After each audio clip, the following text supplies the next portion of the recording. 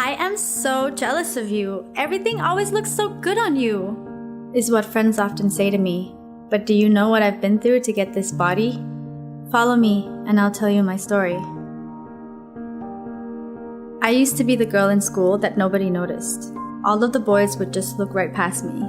I wasn't even popular in my own group of friends. I was invisible. I used to feel a little down about that, but it was my goal to get into the best university possible. And when I set my mind to something, I do everything in my power to achieve it. My priority was to first get into my dream college, and then I could worry about my appearance. I asked my parents for their permission to get cosmetic surgery if I was accepted into the university, and they agreed and gave me their blessing. So from that moment on, I focused all of my time and all of my energy into studying to pass the entrance exams. And once I was accepted, they were so proud as they knew how much work I had put into getting there. But I was still a long ways away from achieving my dream. There were 2 more obstacles I still had to overcome. First was my face. So I had the surgery to add an extra layer onto my eyes, to raise the bridge of my nose, and to make my face into the V shape. All the things that seems to be what people consider beautiful. When I was done, I looked like a completely different person. But then I was left with the part that stressed me out the most, losing the weight.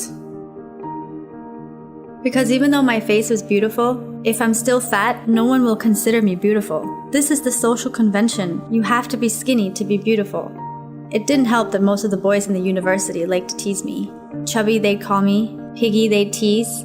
They even joked around about my big arms and big legs. My friends said they were just joking and not to take it seriously. But as time went on, I had no more confidence and no more self-esteem.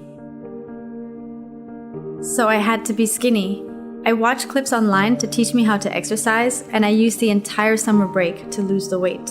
At first, I was so exhausted and everything hurt. I almost gave up. But I kept myself inspired by constantly looking at all these beautiful and fit girls on Instagram. I figured if I could look like them, people would notice me. I could wear anything I wanted, but most importantly, I could finally show the people that teased me about my body that they were wrong. Once university started, I was the center of attention. Girls looked at me with jealousy, and so many boys kept asking me for my phone number. Even my clothes were getting smaller. But it wasn't enough. When I was nominated as the queen for the summer ball, I started to worry even more that I wouldn't win. I still believed my body wasn't perfect yet, and exercising just wasn't enough anymore. So I started to control my diet. I ate less and was more picky about what I was eating.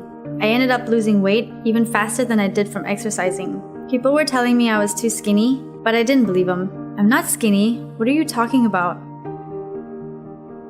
Of course, I won the queen of the summer ball. I worked so hard for it.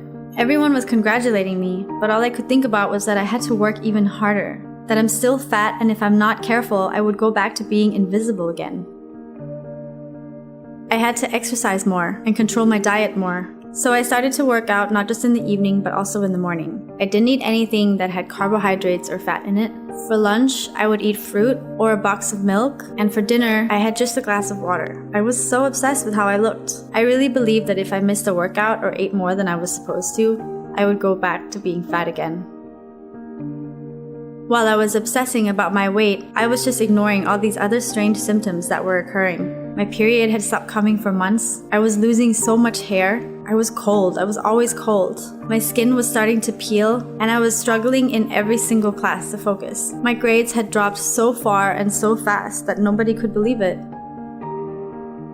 A lot of people noticed the change. I kept hearing that I was too skinny, I wasn't the same, I wasn't as pretty as I used to be. I couldn't accept it and would just tell them that they didn't know what they were talking about. I lost a lot of friends that time. I cried almost every day. I really didn't know what they were talking about. I couldn't see what was so skinny about me.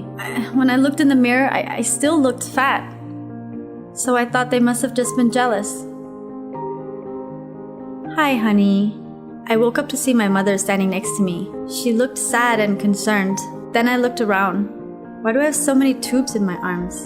What's happening? The last thing I remembered, I was exercising. I was diagnosed with anorexia.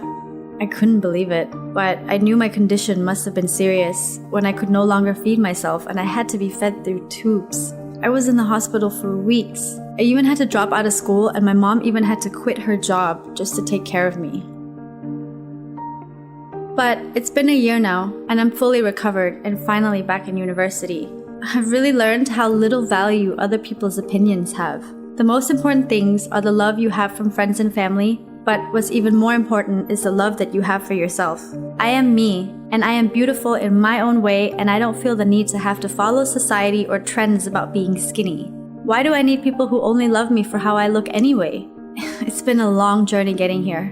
I really hope that my story can help to warn people that are about to fall into the same trap.